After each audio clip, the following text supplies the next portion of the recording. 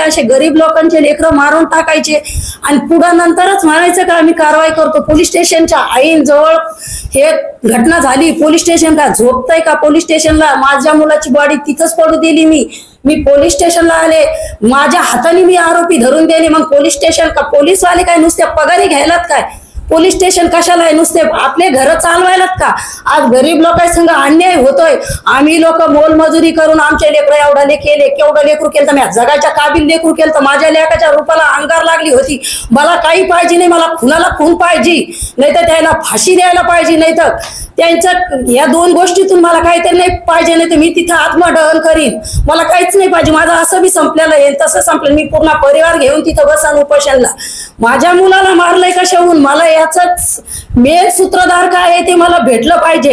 हमारी डिमांड ऐसी है, हमारी जो मांग है कि कुणाल मराठे की इसमें जल्द से जल्द अटक करना चाहिए और उसके ऊपर गुना भी दाखिल होना चाहिए। जब तक उसके ऊपर गुना दाखिल नहीं होता है, अटक नहीं होती, तब तक हमारे जो पीड़ित कुटुंब जो है तो पुलिस कार्यालय के ऊपर उपोषण को बैठने होते की 28 तारखेला या पोलीस आयुक्त शहराच्या जे कार्यालय आहे पोलीस आयुक्त कार्यालय याच्यावर आमरण उपोषण करण्यास पीडित कुटुंब आणि रिपब्लिकन पार्टी ऑफ महाराष्ट्राचे सर्व कार्यकर्ते पदाधिकारी या ठिकाणी या पीडित कुटुंबाची पाठीशी आणि आपले सामाजिक चळवळीतील अग्रेसर असलेले नेते राजूभाऊ आमराव हे सुद्धा पीडित कुटुंबाच्या खंबीरपणे पाठीशी उभे आहेत। जोपर्यंत त्यांना न्याय मिळणार नाही तोपर्यंत आमचं आंदोलन हे असंच चालू राहणार आहे।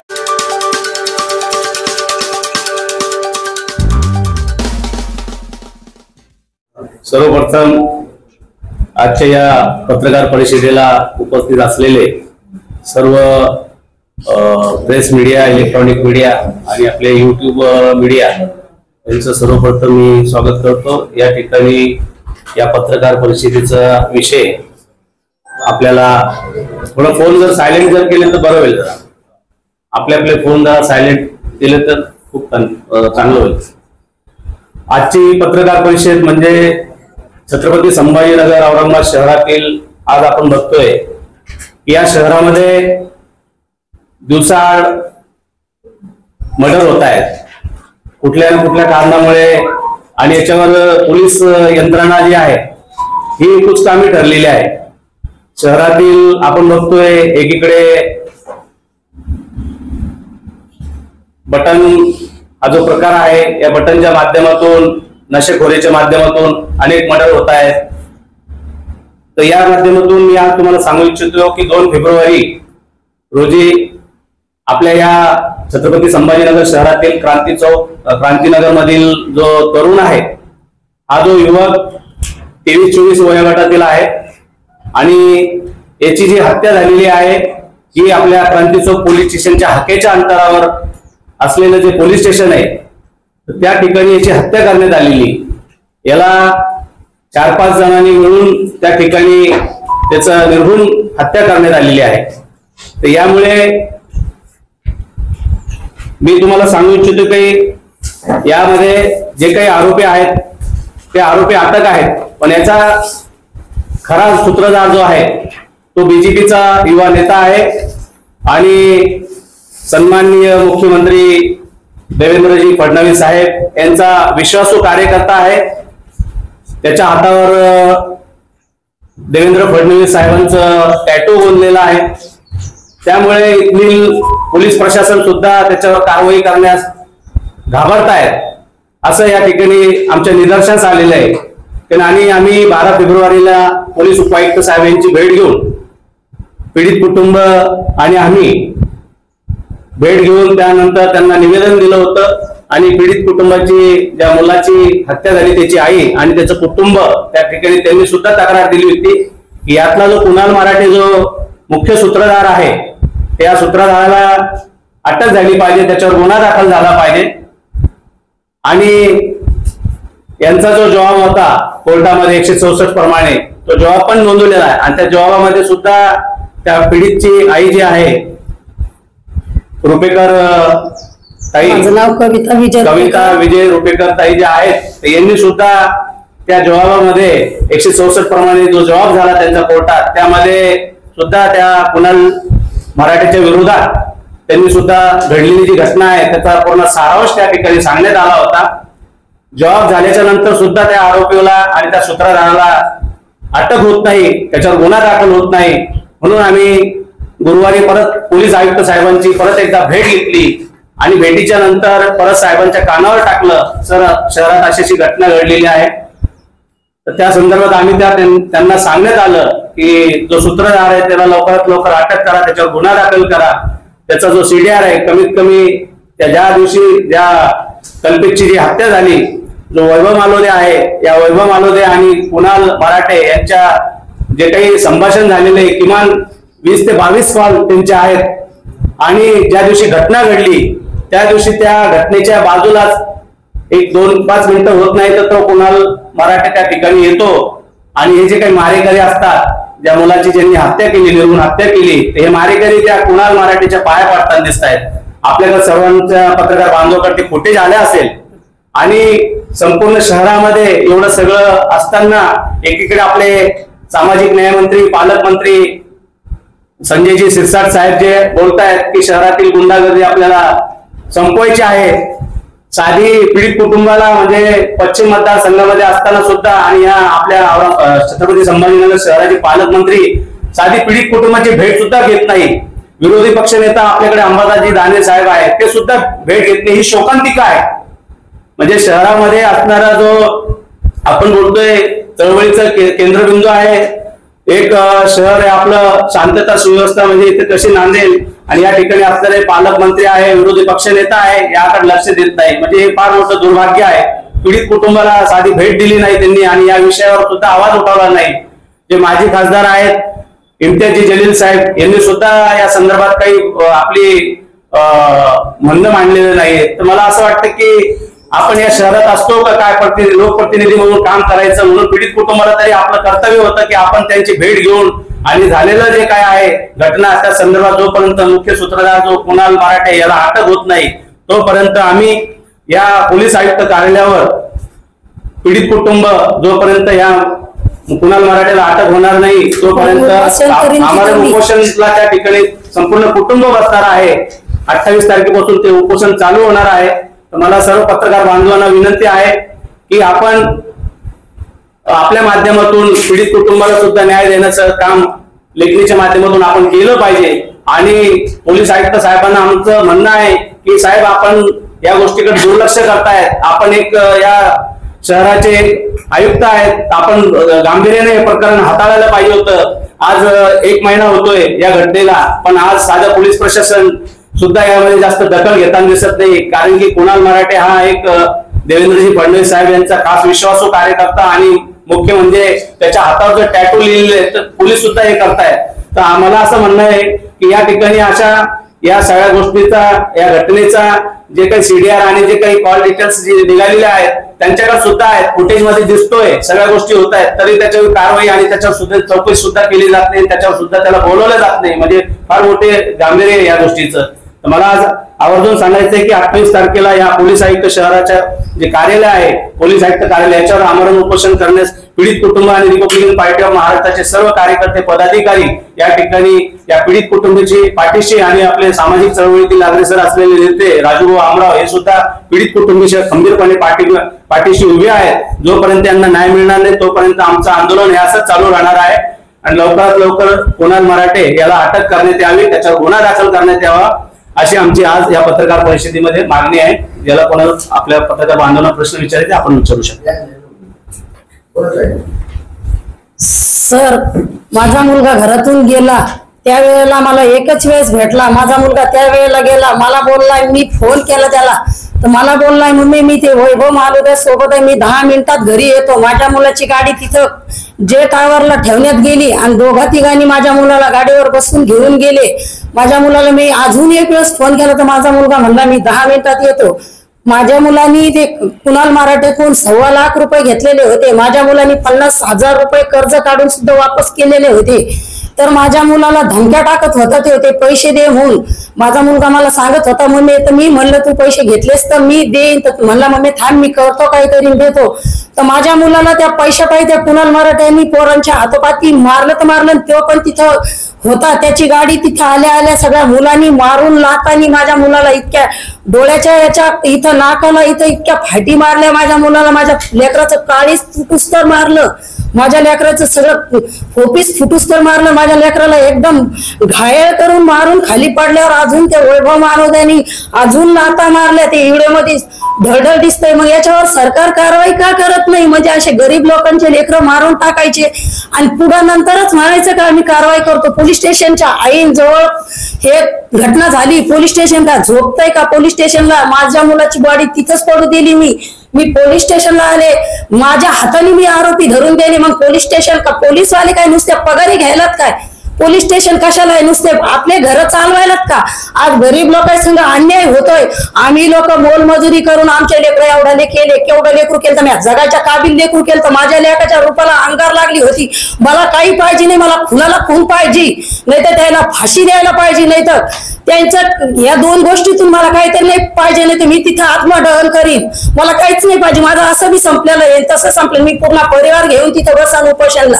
माझ्या मुलाला मारलंय कशाहून? मला याच मेन सूत्रधार काय आहे ते मला भेटलं पाहिजे आणि मला याची माहितीच झाली पाहिजे. हे कशाबद्दल मारलंय? तर हे पोलीस स्टेशन हे धरीत का नाही? हे पोलीस कारवाई का करत नाहीत? हे पकडत का नाही? जे मेन सूत्रकार आहे त्याला पकडत का नाहीत? यांच्या हात कुठं बांधलेले? हे पैसे घेऊन हे शांत बसतील, हे यांचे घर चालवतील आणि लोकांच्या लेकराला मारू टाकतील आणि ते म्हणतील आम्ही आता 5 मिनिटं पहिले सोडलं म्हणी आणि माफीनामा यांनी कोणाच्या याच्यावर माफीनामा माझ्या मुलाला द्यायचा.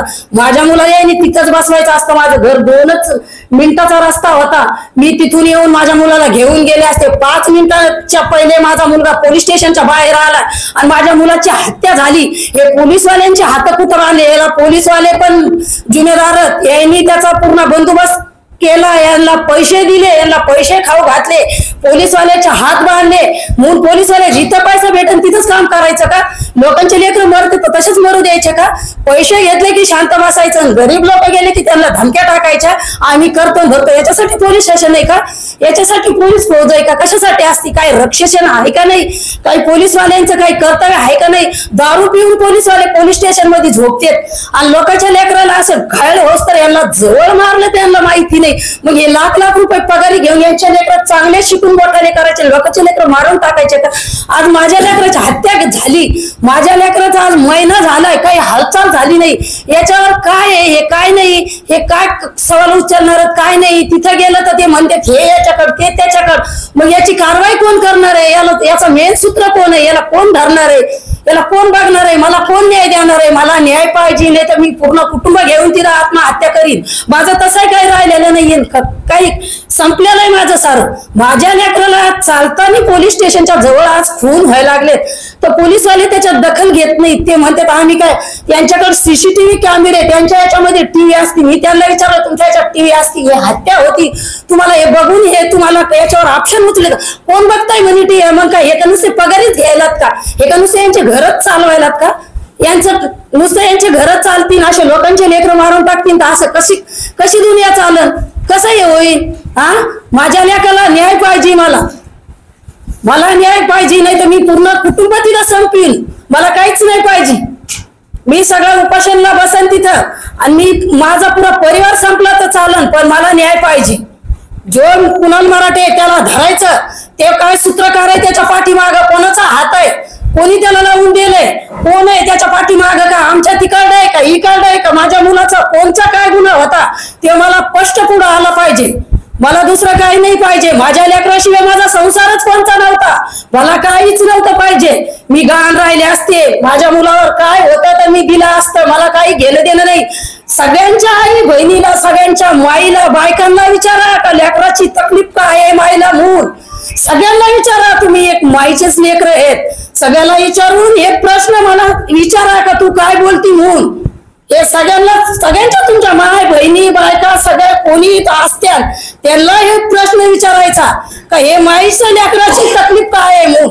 माझ्या लेकराला मी 5 बोट लावलेले नव्हते, माझ्या लेकराला बेहात मारलं, माझ्या लेकराला कशाहून मारलं आणि कशासाठी मारलं? मला याचा मेन सूत्रधार सरकारने जर धरून मला त्याचा जर माहिती नाही केलं, मी आत्मदहन करीन, मी राहणार नाही. तसंही माझं पूर्ण संपलेलं आहे. माझ्या लेकराला मी कसं बी, माझ्या लेकराला चटणी मिरची खाऊन मी कसं मोठं केलं, जगाय काबिल केलं. माझं लेकरू शिकल्या सवरलेलं होतं, माझ्या लेकराला न्यायचं नसतं. वाटलं तर सारे फोटोशूट कॅमेरे सारे इथून तिथून आयला बाईहून सारे चेक करायचे. माझ्या लेकाची गाडी तिथेच पाडलेली होती आणि 8-15 दिवसाच्या बाद आम्ही ती गाडी आणली.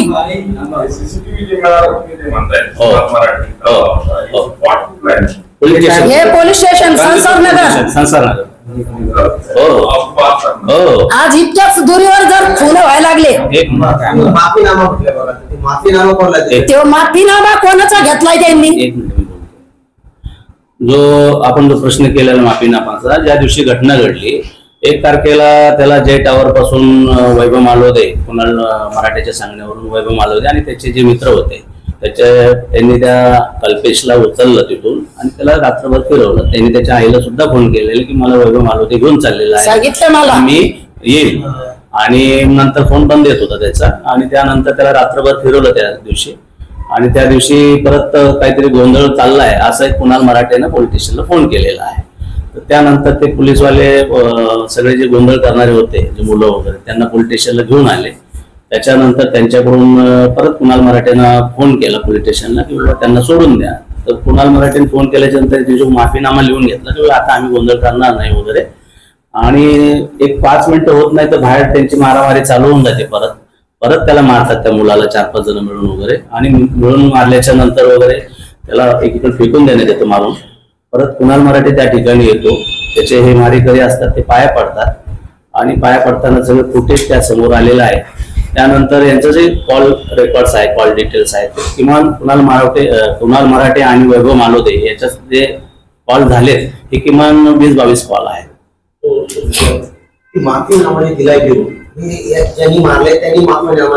नाही, पोलीस स्टेशन मध्ये किंवा आम्ही आता हे करणार नाही असं जे गोंधळ घालतोय, या जे 112ला जे फोन केला होता, 112 वाल्यांनी क्रांती चौकला आणलं त्यांना.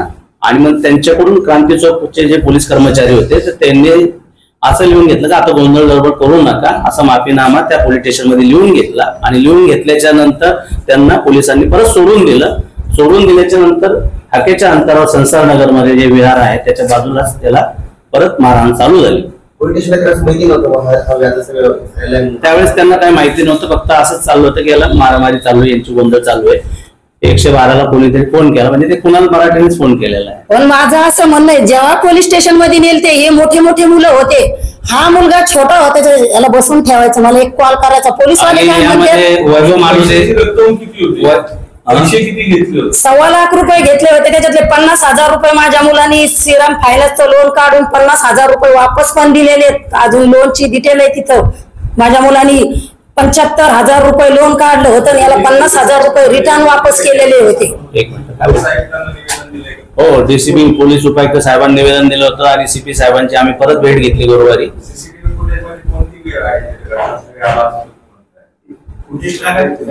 सगळ्यांना 3:30ची वेळ आहे.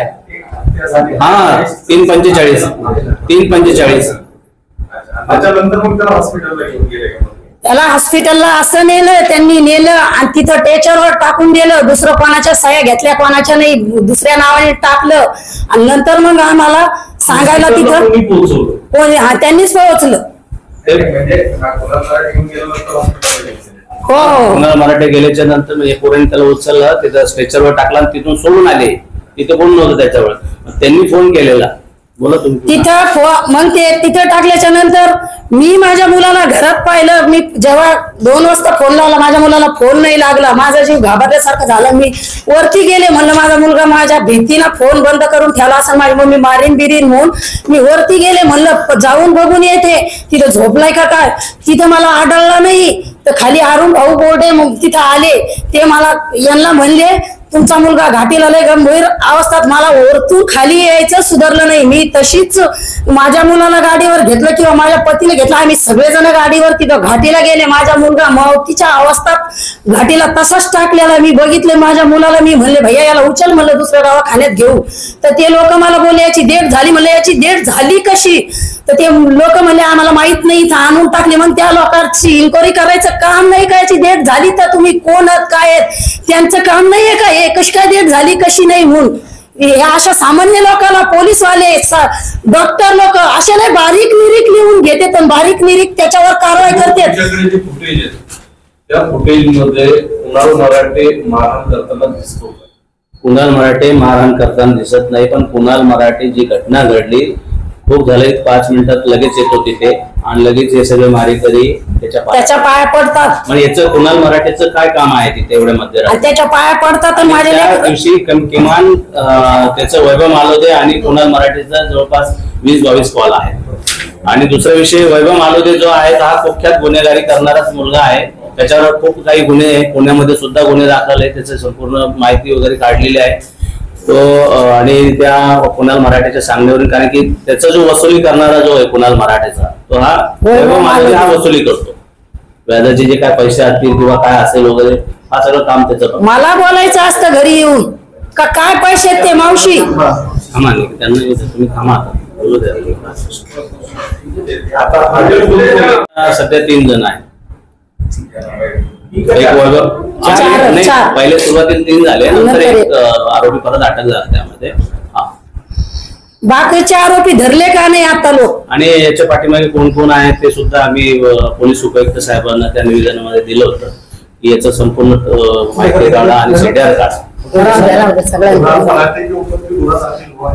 क्या बोले?